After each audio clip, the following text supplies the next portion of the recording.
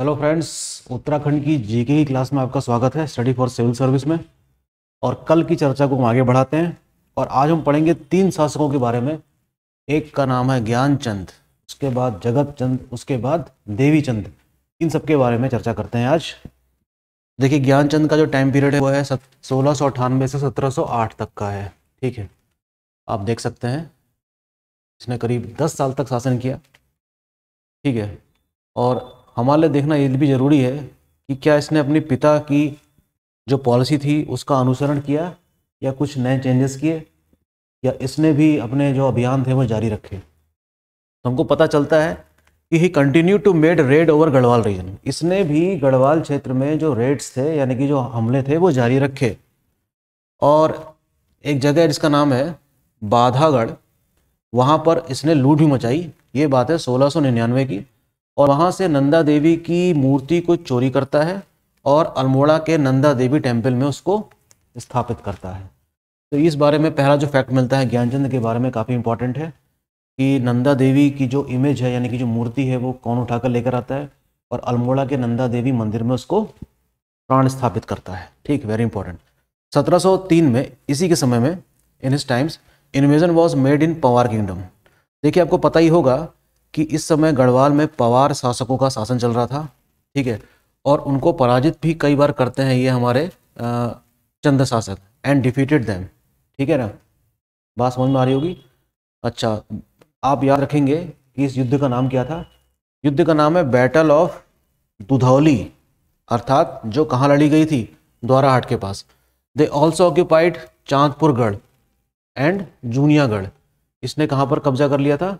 चांदपुरगढ़ में और जूलियागढ़ में। इस समय हमको याद रखना चाहिए कि फतेहपति शाह जो गढ़वाल के शासक हैं वो मजबूर हो गए कि श्रीनगर को छोड़कर चले जाएं, और वो श्रीनगर को छोड़ के चले भी गए। Gyanchand was also known to be great builder. हम सिर्फ किसी भी शासक को अगर एक विजेता के रूप में जानते हैं तो ये उसके साथ पूरी तरीके से न्याय करने वाली बात नहीं होगी। महान शासक तभी बनता है जब उसके समय में लगभग सभी क्षेत्रों में विकास हो रहा हो। तो कम से कम इसके अंदर मिलिट्री प्रोवेस तो है, लेकिन साथ साथ एक कल्चरल एक्टिविटीज़ में भी कुछ हिस्सा लेता है। ठीक है, और इसके बारे में हमको जानकारी मिलती है कि Gyanchand also constructed various temples. इसने भी कुछ मंदिरों का निर्माण करवाया। जैसे ही constructed one temple in Badrinath. एक मंदिर तो उसने बनाया है बद्रीनाथ में, और बैजनाथ मंदिर को इसने उसकी क्या कराई? मरम्मत करवाई है। बैजनाथ मंदिर की क्या कराई? इसने मरम्मत कराई है। ही रीस्टोर्ड व्हाट? बैजनाथ टेम्पल। और भी कई सारे मंदिर हैं जो इसके समय में बनाए गए थे। वो है नकुलेश्वर, कासनी, मरसौली। ये सब ज्ञानचंद के द्वारा इनका निर्माण करवाया गया। और जिस स्टाइल ऑफ टेम्पल की बात हो रही है, जिस शैली में बनाए गए हैं, इसको चंद स्टाइल कहा जाता है। क्या कहा जाता है? चंद शैली के ये मंदिर हैं। ठीक, इंपॉर्टेंट। अच्छा, इससे पहले भी कुछ खबरें और मिलती हैं हमको इसके बारे में कि earlier in 1700 he made the campaign in Sabligarh. Sabligarh नामक एक स्थान है जहां पर इसने कैंपेन किया था। एक नाम और मिलता है खाटलीगढ़, एक का नाम मिलता है सैंजधार। ये सारे जो गांव हैं ये मल्ला सलान के पास स्थित हैं, जहां पर रामगंगा नदी बहती है। यहाँ पर इसने 1700 पर आक्रमण किए थे। This region after the death of Teelu Rauteli became the part of Garhwal kingdom.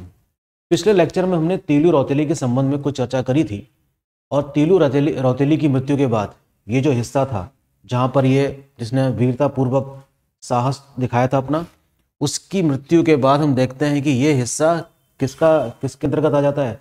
Garhwal रियासत या गढ़वाल किंगडम में शामिल कर लिया जाता है। तो 1704 में ही इन्वोडेड इन। अच्छा, ये बात हो गई। तो इसी वजह से इसने 1700 में इन सभी क्षेत्रों पर आक्रमण करके उसको कुमाऊं किंगडम का हिस्सा बनाया होगा।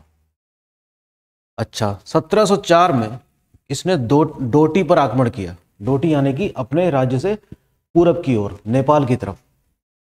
किस लिए आक्रमण किया इसने? अपने पिता की मृत्यु का बदला लेने के लिए।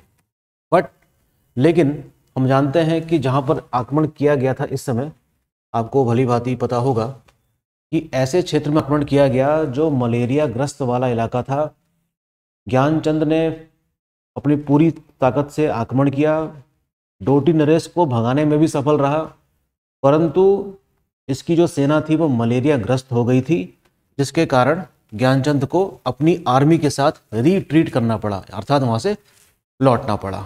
ठीक है, ये बात हो गई किसकी? ज्ञानचंद के कौन से अभियान की? डोटी अभियान की। इसके उपरांत हम देखते हैं जगत चंद नाम का व्यक्ति शासक बनता है, जो काफ़ी पॉपुलर था और सिर्फ इसने 12 साल तक ही शासन किया। काफ़ी पॉपुलर है अपने सब्जेक्ट्स में, सब्जेक्ट यानी कि जनता के समक्ष ये काफ़ी लोकप्रिय शासक था। He was the most popular ruler of Chand kingdom. Chand वंश का सबसे क्या था? ये मशहूर शासक था। His tenure however was short but known for all round peace and prosperity. इसका शासनकाल हालांकि 12 वर्ष का ही था, लेकिन हम देखते हैं कि चहुओर शांति और खुशहाली, आर्थिक समृद्धि, ये सारी चीज़ें हमको जगत चंद के समय में देखने को मिलती है। और इसी कारण इसके काल को कई इतिहासकार चंद वंश का स्वर्ण युग भी मानते हैं, golden period of Chand dynasty. ये एग्जाम में क्वेश्चन आया है वैसे कि किस शासक को किस शासन के समय को कुमाऊं में चंद शासकों का स्वर्ण युग कहा गया है, तो उसका आंसर होगा जगत चंद। ड्यूरिंग हिज फादर्स टाइम, अपने पिता के समय में हम देख सकते हैं कि पिता ने इसके कई सारे युद्ध लड़े और उन सभी युद्धों में इसने पार्टिसिपेट किया ही होगा। पिता के साथ पुत्र नहीं लड़ेगा तो पिता के साथ पुत्र नहीं साथ देगा लड़ाई में तो कौन देगा? ठीक है। फ्रॉम बरम कॉपर प्लेट, एक इंपॉर्टेंट चीज़ और है, हमने आपको पहले ही बता दिया था कि चंद वंश के संबंध में अधिकतर जानकारी उनके राजाओं द्वारा स्थापित उनके ताम्रपत्रों से मिलती है। तो बरम अभिलेख या बरम ताम्रपत्र जो है वो जगत चंद और इसके बारे में जानकारी देते हैं, ज्ञानचंद के बारे में। From Baram copper plate we came to know that the espionage made by Vireshwar Joshi over Badhangarh. अब देखिए, इसका मतलब ये हुआ कि हमें इस कॉपर प्लेट से एक ऐसे व्यक्ति का नाम मिल रहा है जिसकी सूझबूझ से ज्ञानचंद को सफलता मिली थी। अर्थात आपने जासूसी का नाम सुना होगा। जासूसी किसने करी थी? वीरेश्वर जोशी नाम के व्यक्ति ने। किस अभियान में? बाधनगढ़, जिसका परिणाम ये हुआ, विच resulted in the victory of Gyanchand, जिसका कारण ये हुआ कि ज्ञानचंद की विजय निश्चित हुई होगी। उस किसके कारण? उस एस्पाइनेज यानी कि जासूसी के कारण। Due to this heroic effort, अपने इस जबरदस्त काम के बदले जोशी को ज्ञानचंद ने भूमि रौत में दी। ठीक। बरम कॉपर प्लेट के बारे में एक जानकारी और मिलती है कि वो आग में जल गया था। ठीक, destroyed due to fire, so it was reallotted to the sons of Vireshwar Joshi. ठीक है, तो कॉपर प्लेट जो अलॉट किया गया था, या कह सकते हैं कि कुछ जो अलॉट की गई थी चीजें वीरेश्वर जोशी को, तो हम पता लगाते हैं कि कॉपर प्लेट का जो रिकॉर्ड मिलता है हमें, वो आग से जल गया था। और हमको ये बात पता चलती है कि उसको री अलॉट किया गया था वीरेश्वर जोशी के पुत्रों को भी। ये काम किसने किया है? जगत चंद ने। तो बस यही एक इंपॉर्टेंट इसमें फैक्ट था जो आपको जानना होगा कि ये जो मामला था, है ना, वीरेश्वर जोशी, बरम कॉपर प्लेट, और कैसे वीरेश्वर जोशी ने अपनी जासूसी के कारण यहाँ पर विजय प्राप्त करवाई बाधनागढ़ में। बहुत ही इंपॉर्टेंट फैक्ट है ये। Like his father he also made invasion over Garhwal kingdom and in 1709 he invaded over Lohabgarh and Badhangarh. 1709 में इसने, हम देखते हैं कि लोहाबगढ़ और बाधनगढ़ में आक्रमण किया। इसने फतेह शाह को पराजित किया और श्रीनगर, और देख सकते हैं कि श्रीनगर के शहर को इसने लूटा। किसने? जगत चंद ने। After defeating Fateh Shah he appointed his representative in Srinagar at his, कह सकते हैं जैसे देखिए, जैसे मान लीजिए किसी शासक ने कोई अभियान किया और वहां के राजा को पराजित किया, लेकिन राजा को अपने किंगडम में वापस लौटना तो पड़ेगा ही ना। लेकिन जिसको हराया है वहां अपने प्रतिनिधि को तो बैठाना ही होगा। तो यही काम जगत चंद ने भी किया कि ये अपने प्रतिनिधि को बैठाकर वहाँ आ गया है, फतेह शाह वहाँ से भाग चुका है पहले ही, और ये वापस आकर शासन करने लग गया कहाँ, अपने किंगडम में। हम पाते हैं बाद में कि फतेह शाह को फिर से किसने पराजित कर दिया, सॉरी फतेह शाह ने क्या करा, उस प्रतिनिधि को गद्दी से हटाकर फिर से राज्य प्राप्त कर लिया है। ये सारी गतिविधियां इतिहास में हमें देखने को मिलती ही हैं। Later Fateh Shah recovered his lost territories. ठीक है, तो ये सारी चीज़ें जगत चंद के समय में कुछ हुई थी। जगत चंद के बारे में एक चीज़ और जाननी है कि इसने जुए में कर लगाया था। ये एक फैक्ट है, एग्जाम में कभी कभी आ जाता है कि वो कौन सा चंद शासक था जिसने जुए में कर लगाया था, तो उसका नाम है क्या, जगत चंद। ठीक, इंपॉर्टेंट है, याद रखेंगे। अच्छा, अब हमको पता चलता है कि जगत चंद के बाद, या हम ये भी कह सकते हैं कि जगत चंद के समय से ही, जगत चंद के समय से ही हम देखते हैं इसके समय में डिक्लाइन की सुगबुगाहट देखने को मिलती है। अर्थात चंद वंश का अब अवनति काल शुरू हो चुका है, उसका पतन धीरे धीरे आरंभ हो चुका था। हम देखेंगे कि कैसे देवी चंद के समय में इसमें थोड़ी सी तेजी दिखाई देती है कि किस प्रकार चंद वंश का शासन जो इतने लंबे समय से चल रहा था उसमें अब हमें थोड़ा सा डिक्लाइन देखने को मिलेगा। ठीक है, आइए देखते हैं। Jagat Chand was succeeded by his son Devi Chand. Jagat Chand के उपरांत उसका पुत्र देवी चंद क्या है, शासक बनता है, और कब तक शासन करता है, 1708 से लेकर 1726 तक। हम देखते हैं कि considerable decline of Chand dynasty has been witnessed after the death of Jagat Chand. Jagat चंद की मृत्यु के बाद चंद वंश, जैसा कि मैंने अभी आपको बताया कि पतन होना आरंभ हो जाता है। ठीक है, कैसे पतन आरंभ होना हो जाएगा, अगर शासक योग्य ना हो पतन तभी हो सकता है, या साम्राज्य इतना बड़ा हो कि उसको संभाल पाना बहुत मुश्किल हो रहा है। कई चीजें होती हैं किसी भी साम्राज्य के पतन के लिए रिस्पॉन्सिबल। तो हम पता लगा पाते हैं कि देवी चंद जब शासक बना तो उसको विरासत में एक बहुत बड़ा शासन मिला था, और आर्थिक स्थिति काफ़ी बढ़िया थी हमारे चंद राजवंशों की। Devi Chand got big heritage from his father. अपने पिता से उसको एक बहुत बड़ी, कह सकते हैं कि विरासत मिली है, पूरा बहुत ज़्यादा धन मिला होगा। But he usually remained in confinement of spaniels and impressed with flatterers around him. अर्थात कहने का मतलब यह है कि देवी चंद को अपनी चाटुकारिता करवाना बड़ा पसंद था, अपनी चापलूसी करवाना, अपनी प्रशंसा करवाना इसको बहुत पसंद था। तो चाटुकार इसको चारों तरफ से घेरे रहते थे। तो द स्पेनियल्स मीन्स चाटुकार या चापलूस जो होते हैं, उनसे घिरा रहता था। बहुत प्रशंसा करते थे इसकी, बड़ा चढ़ाकर बात करते थे कि सर आप ये तो ये कर सकते हैं, आप तो महान हैं, आप विक्रमादित्य हैं।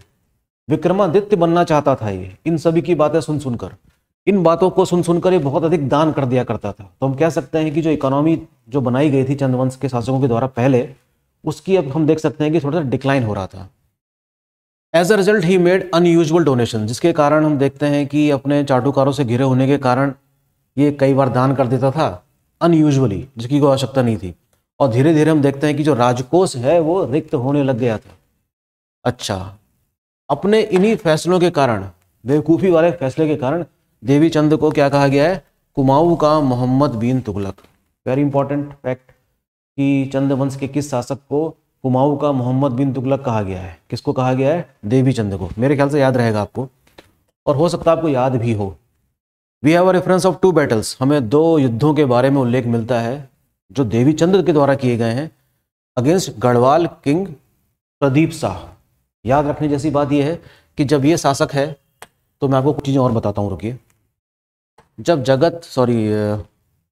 देवी चंद शासन कर रहा है ना कुमाऊं में, तो हमको पता चलता है कि 1726 तक का समय चल रहा है।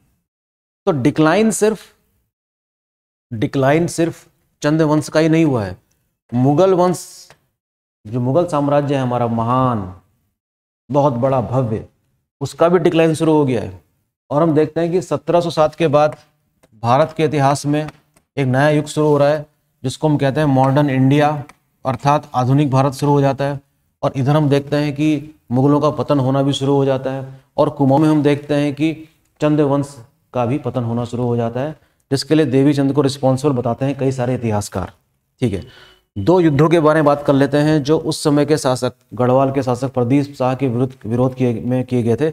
एक का नाम है बैटल ऑफ रणचूला, जिसमें देवी चंद विजयी होता है।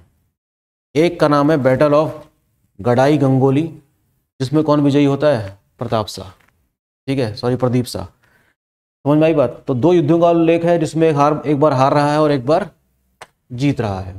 तो ये सारी चीज़ें इसके समय में हुई। और हमें कुछ और ये पता चलता है, he decided to defeat Mughals. Devi Chand ने यहाँ तक फैसला कर लिया था कि ये मुगलों के खिलाफ क्या करेगा?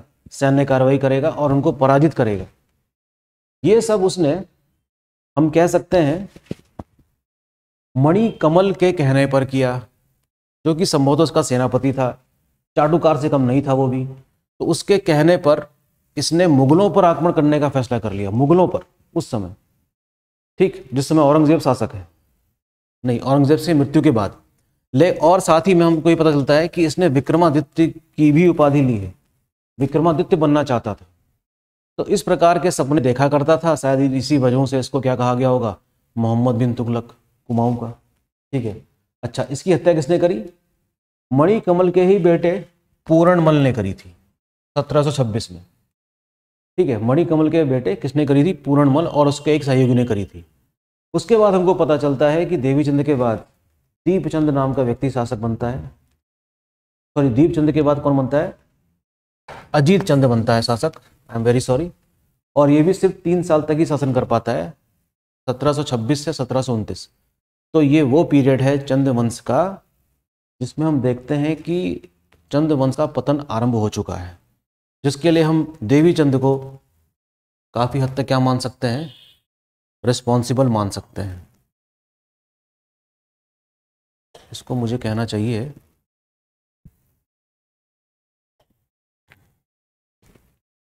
देवीचंद।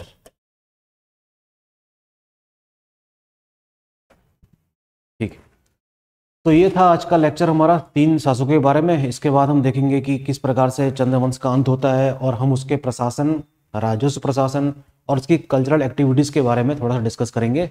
और वो सब चीज़ें भी एग्जामिनेशन पॉइंट ऑफ व्यू से काफ़ी इंपॉर्टेंट है। ठीक, मिलते हैं कल। Thank you, take care, bye.